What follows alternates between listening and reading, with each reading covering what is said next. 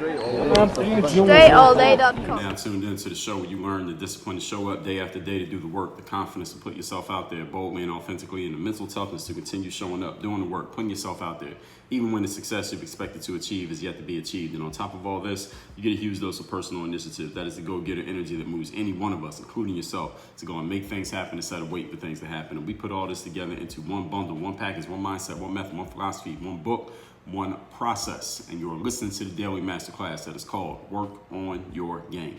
My name is Dre Baldwin, also known as Dre All Day, and welcome to the show. And today's topic, the business requirements that you do not learn in the sports world.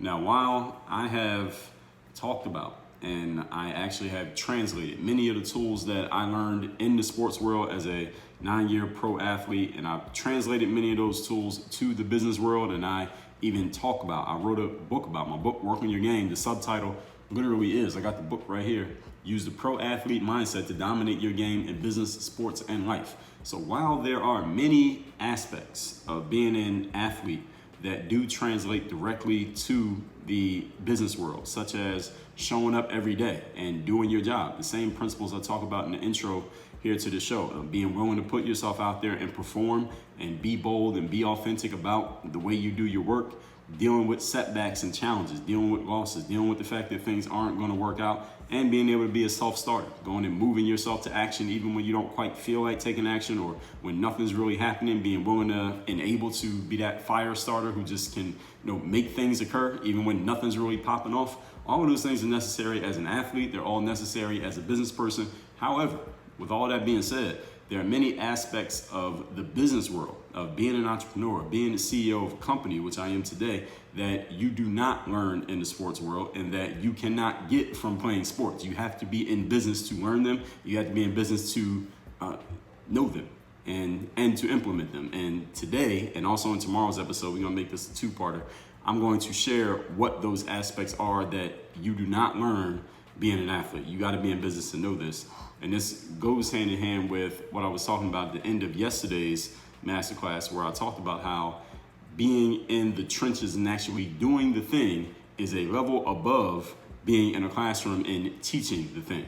When you're in a classroom teaching the thing, every minute that you spend teaching it, you're not 10 toes deep in the game, learning what's going on or knowing what's going on or implementing the things that you know. Because when you implement the things that you know, there are going to be some little intricacies or maybe some big things that you realize, oh, damn, maybe I need to edit a little bit of the way that I'm teaching this because it's a little bit different when we get into real life. It's a little bit different from the lab test. And that's exactly what I mean when I say, hey, there are certain things many things from the sports world that do apply to the business world, but there are many things in the business world that you don't get playing sports. And that's the topic here today. It is not a direct translation, many business tools. And today and tomorrow, I'm going to explain a few of them. This is not all of them. This is not a conclusive list. I may make extra parts, but these are a few of them that we're going to talk about today. The biggest ones that any of you who is an athlete needs to make sure you go learn and find out about. And any of you who's in the business world, these are the things that those athletes cannot match you at. They will have to be in the game like you are to know these things. Point number one.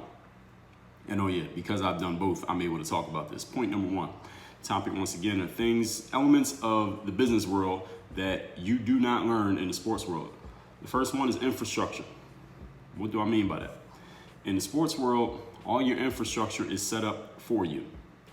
An example would be let's say Tom Brady or LeBron James, or who's another great athlete, Ronaldo.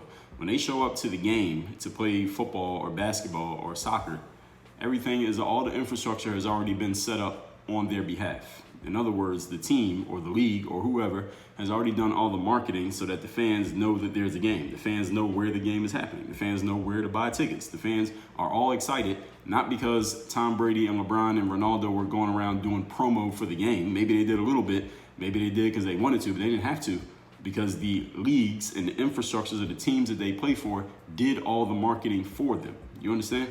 Who sold all the tickets? Was it LeBron James riding around in his car, jumping out selling tickets out of the back of his trunk, or asking for donations so his team could travel to Orlando to play in a basketball game?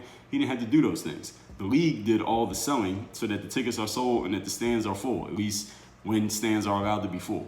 The media. How does the TV networks all know about it, and their media passes, and people have TV shows built around talking about this big sporting event that's about to happen. Tom Brady didn't have to call the media. He didn't have to pitch himself. He didn't have to put out a press release.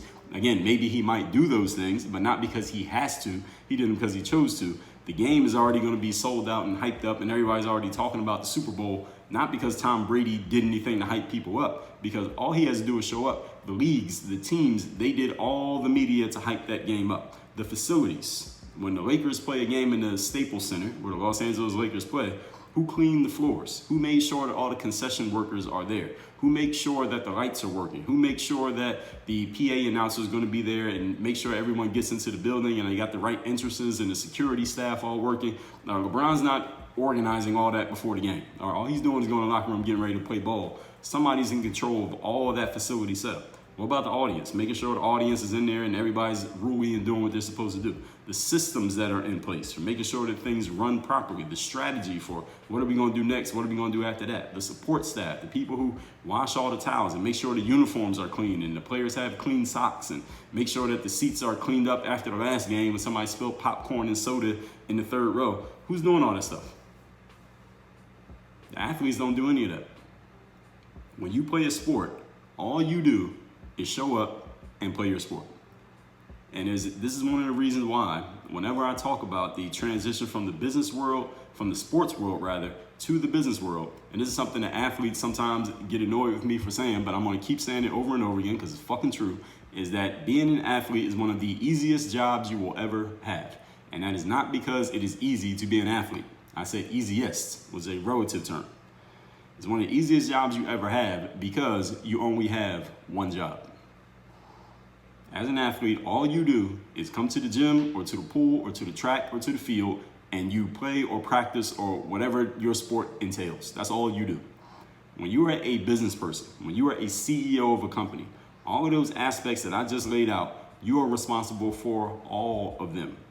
At Work on Your Game Incorporated, I am responsible. I'm responsible for all of these on some level. It doesn't mean I have to do them all, but I'm responsible for them. Meaning, even if I get someone else to do them, I'm responsible for that person that I got to do it. If I hire someone to do it, I'm responsible for the person that I hired. Meaning, if they fuck up, I got to check on their fuck up and make sure that they fix it. Or I got to get rid of them and find somebody else. I'm responsible for all the marketing. I'm responsible for the sales, for the media, the facilities, the audience, the system, the strategy, the support staff. I'm responsible for everything. And I got to do the performance. All of it. When you play a sport for a living, all you do is show up and play. In business, you do everything else. This is one of the things that you do not learn. When you are a basketball player or a football player or a baseball player, you do not learn about running a facility, hiring and firing staff, making sure that there are different levels to management and making sure everything is in the proper order and organizational flow charts and who's doing the marketing and who's doing the selling and who's doing the media promotions, what are the systems in place to make sure everything is running smoothly, making sure that you're actually selling your product. LeBron James doesn't have to sell anything. Now, does he sell things? Yes, he does. I believe he has TV shows and he does business deals outside of playing ball, but he doesn't have to do those things. If he just wanted to play ball, he could just play ball and live off of his salary and endorsements, I'm pretty sure. I heard it pays well what he does for a living. When you are in the business world, you're responsible for everything. So you do not learn these things being an athlete. And whatever it is that XYZ athlete, any athlete you want to name, no matter how much they do off the court or off the field while they're playing their sport, they are not immersed in that business world thing. Just like we talked about in yesterday's episode, how being a teacher of something is not the same as being a person who's out there actually doing the something as a full-time job every single day. No athlete is fully immersed in the business world while they're still playing their sport. I don't care how much they tell you or how much some article that's fawning over them telling you how many things they got going on in the business world. They're not immersed in the business world because they're still playing their sport. Now, you cannot do both at the same time at a full-time level. It's impossible. I know. Again, I'm qualified to say that. In the business world, you have a lot more things you got to have your hands in and be involved in than you do in the sports world. That's the great thing about a sports job is that you only have one thing to focus on. Doesn't mean it's easy, but you only have one thing to focus on. There's no other job there are very few other jobs where you only have to do one thing. In damn near every other job, you got at least two things that you have to do to get yourself known and out there. And the other thing is, in the sports world, you're literally playing a game for a living. Point number 2. The topic, again, today are business requirements, skills that you need to do to be successful in business that you do not learn while playing sports. Number 2, doing the thing better is not always the answer in the business world. That can be the answer in the sports world, but it's not always the answer in the business world.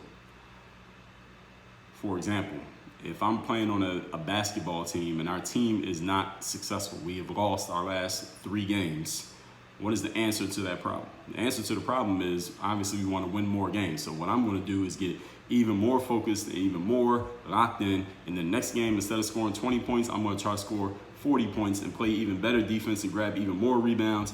And ideally, if that works, we're going to win the next game instead of losing the next game. I'll score more points. I'll get better at playing. I'll make 50% of my 3-pointers instead of only making 45% of them.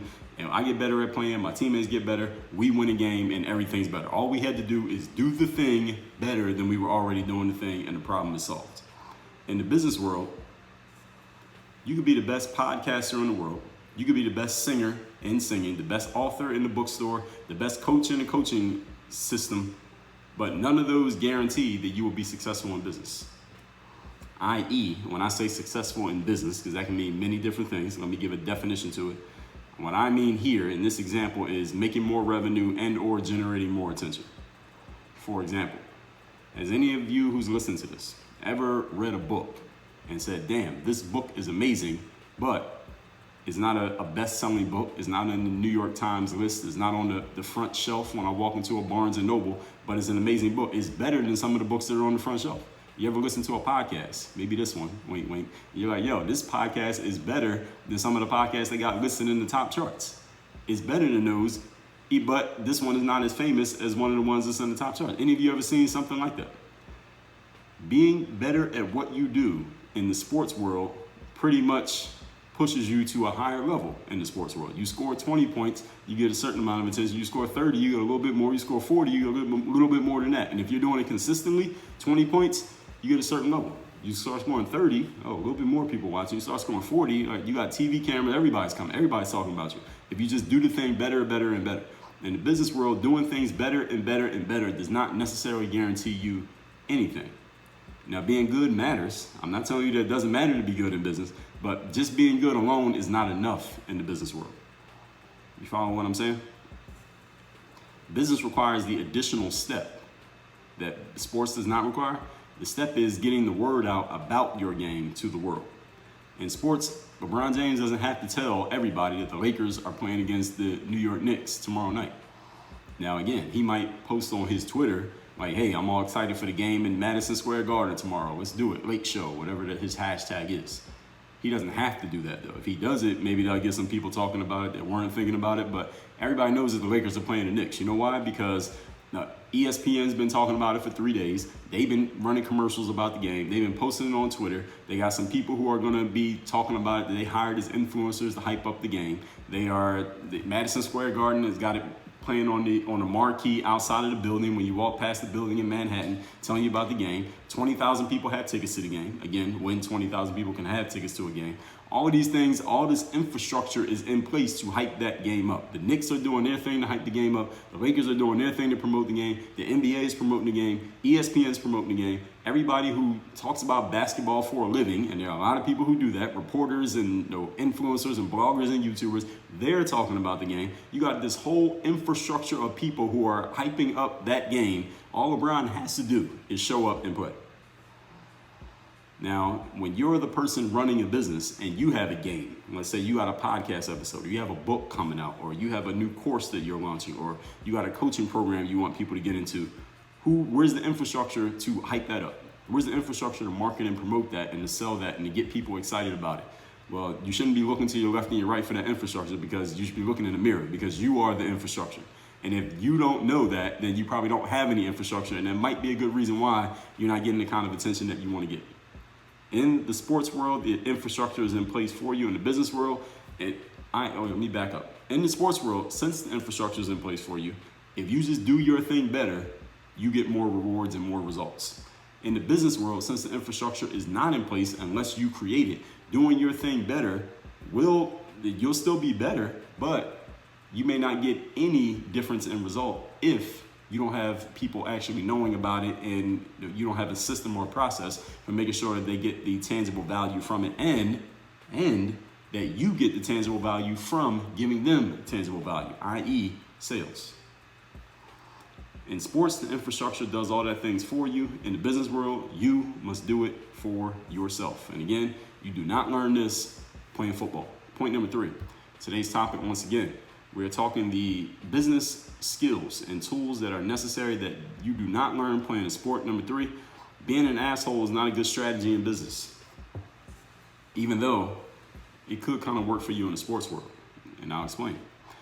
Damon Dash, who's a person that I talked about in my virtual mentors episodes. I believe that was episode number 482, but let me make sure that was episode 488, virtual mentors number 4, Damon Dash. Now, Damon Dash often says, I've heard him say this many times in many of his interviews. He says, if your work is good enough, now Damon's not an athlete, Damon's a business person, entrepreneur. He says, if your work is good enough, you don't have to be a nice guy. You don't have to be friendly. You don't have to be cool with everybody, because if your work is really, really good, people have to come to you and they don't have any other choice. Now, I will say, I do not agree with the general idea of that statement by Damon Dash. I do not. However, Damon's statement does require some context, because even though Damon Dash is famous for saying this, he said it many times, that you don't have to be a nice guy, you don't have to be cool with everybody if your work is good enough. And it's almost like he's kind of like owning this persona that some people have put on him of being this asshole that's not cool with a lot of people. And apparently he is not cool with a lot of people, and to many people he is an asshole.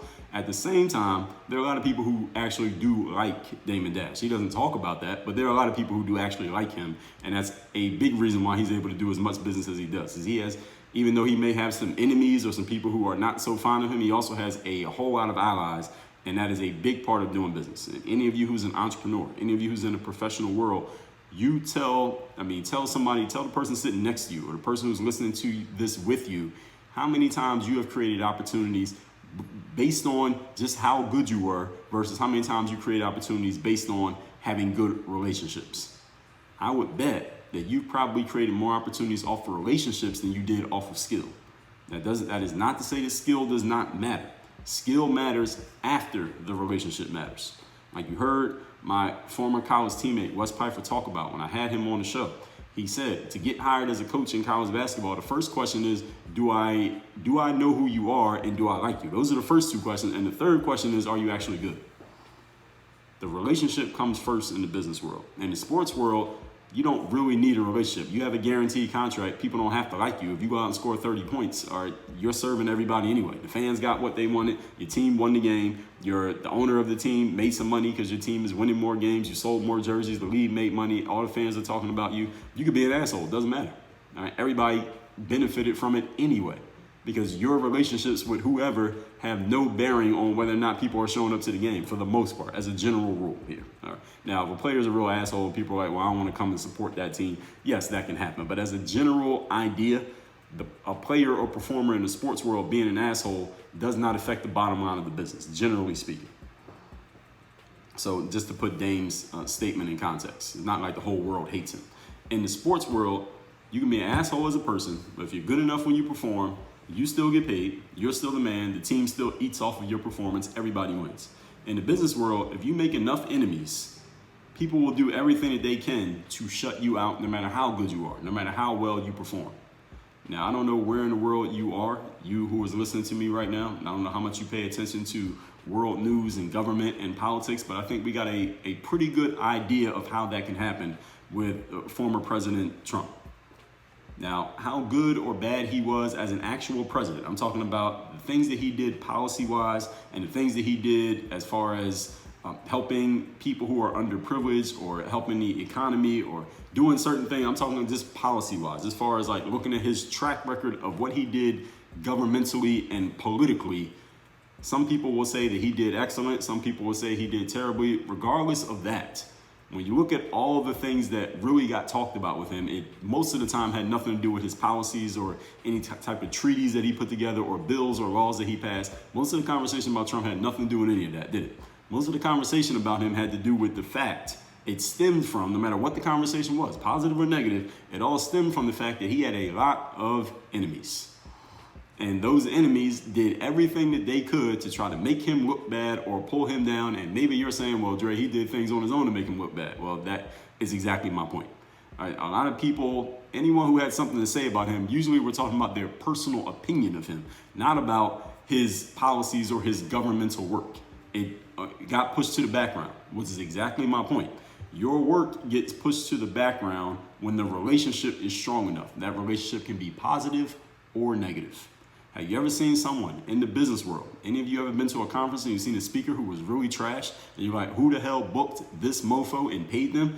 I guarantee you the person who booked that mofo and paid them is someone who had a really good relationship with them. Had nothing to do with their skills. Has any of you ever seen someone who was really good at what they do, but for whatever reason, they're not able to get the opportunities that they want? It's because that person, for whatever reason, either has poor relationships or has not built any relationships. So despite how good they are, they can't get the ROI from the game that they actually have. This is how business works. Sports, none of this shit matters. So you won't learn in the sports world how much relationships matter.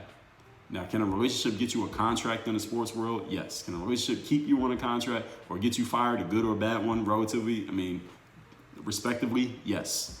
But as a general rule, if you can perform in the sports world, you'll be on, and if you don't, you're off. In the business world, you could be a great performer who still can't get on because you lack relationships or have poor relationships, and you could be a poor performer or a mediocre performer who's always on because you have great relationships. Again, you don't learn that playing sports. You make enough enemies in the business world, they will do everything they can to either make you look bad or completely shut you out of the game. Again, you saw this happen to Donald Trump. Again, regardless of your opinion of the guy, I think we can all agree that he had many enemies and they did all they could to make him look bad. Again, no matter how you feel about him, I don't think anyone can disagree with that. That was a relationship. The business world is based on relationships, and government is business. It wasn't supposed to be business, but it's become business. Different conversation for a different day. In the business world, relationships get things done and they enhance whatever skill you have. So even if you're mediocre, if you have good relationships, people start to look at you as if you're good, even though you're not. And in the business world, if you're great already and you have great relationships, you become a superstar. So if you feel like you're great, but you're not a superstar, it's because you don't quite have the relationships that you need yet. So you just need to do a little bit more selling. In the business world, you cannot outwork a shitty personality. I want to repeat that statement. I want to make sure you heard me. In the business world, you cannot outwork a shitty personality. You cannot outwork poor relationships. Now, you can outwork a lack of relationship. So if nobody knows you, you can do the work and get people to know you. That you can solve. Now, if you have bad relationships, meaning people have a negative opinion of you, all right, now you got a huge uphill climb to climb, and who knows, maybe you might not even want that climb. Maybe you'll just lean into the fact that people aren't feeling you and say, well, forget it, I'm gonna just go this way. I mean, Trump did it. It worked for him to some extent. Now, if you have zero relationships, nobody knows who you are, now you can do something about that very easily. I mean, simply, let's say. Let's not even call it easy, let's say it's simple. You can be an asshole to some people in the business world as long as you have fans on the opposite end who like you just as much as other people hate you. And again, our former president, another great example of this. But being generally unliked is a bad strategy in the business world. That won't get you far. You can be generally unliked as an athlete, doesn't matter. You still want to do your thing. Because when you get on the court in the game, ain't nothing nobody can do it. Their opinions don't matter in the sports world. In the business world, opinions matter a lot. And again, I don't know if I've never heard anybody really talk about this and break it down the way that I'm breaking it down. That's why I'm here. All right, that's why I'm in the game the way that I'm in the game. And since they don't look at me, I don't think I'm looked at generally as a superstar by the general world. So I got to do more work selling. I got to do more work and build more relationships. I don't think I have bad ones. I think there's some that don't exist that I need to make happen. So that's the assignment that I'm giving myself. All that being said, in the sports world, one last point here. Sports is a general meritocracy. And this is something that we're going to talk about when we go into tomorrow's episode. So leaving you with that cliffhanger. Let's recap today's topic. Today's topic, once again, the business tools and skills that they do not teach you in the sports world and you cannot learn just by playing sports. While There are many tools that you get from playing sports that directly translate to the business world. There are many that do not. And today I'm explaining a few of them. Tomorrow I'm explaining a few more. Number one, the infrastructure. In the sports, all you had to do was show up and play is all set up for you. In the business world, all the marketing, sales, media, facilities, audience, systems, strategy, support staff, all of that must be done by you. As an athlete, all of that is in place already. You don't have to think about it or worry about it. In the business world, you're responsible for all of it. And if you don't do it, it ain't happening. Point number two, doing the thing is not always the answer in the business world, or doing the thing better is not always the answer. In sports, if your team is losing and you score 20 points and next game you score 50 points, your team might win the next game. All you did was do the same thing, you just did it better. In the business world, doing the same thing and doing it better will not necessarily change your results at all unless you do some other things. There's an extra step you have to take in the business world. It's called selling yourself and building the relationships. In the sports world, all you have to do is show up and play in the games. In the business world, you got to show up, play in the games, and let everybody know that you showed up. Let everybody know that you're playing the game. Let everybody know that there is a game that's actually happening. If you don't do that, nobody will know. Point number three, being an asshole is not necessarily a good strategy in the business world. Now, you can be an asshole to some people as long as you got some friends who like you just as much as those other people hate you. In the sports world, you can be a complete asshole to everybody. As long as you're a good performer, you still get paid, the team still wins, and everybody still gets benefit from it. In the business world, if you're an asshole, you can be really good, and people will do everything they can to shut you down because the business world is very, very based on relationships and know, like, and trust. And the sports world is based on performance. Those are two completely different things. Even though I'll tell you all the time, this is a performance-based business, understand that you got to get into the business in order to get a chance to perform. And getting into the business in the business world is about people knowing you, liking you, and trusting you. It's about relationships, and we're going to go deeper into that when we move on in tomorrow's episode. So make sure you are tuned in. Work on your game. Dre all day.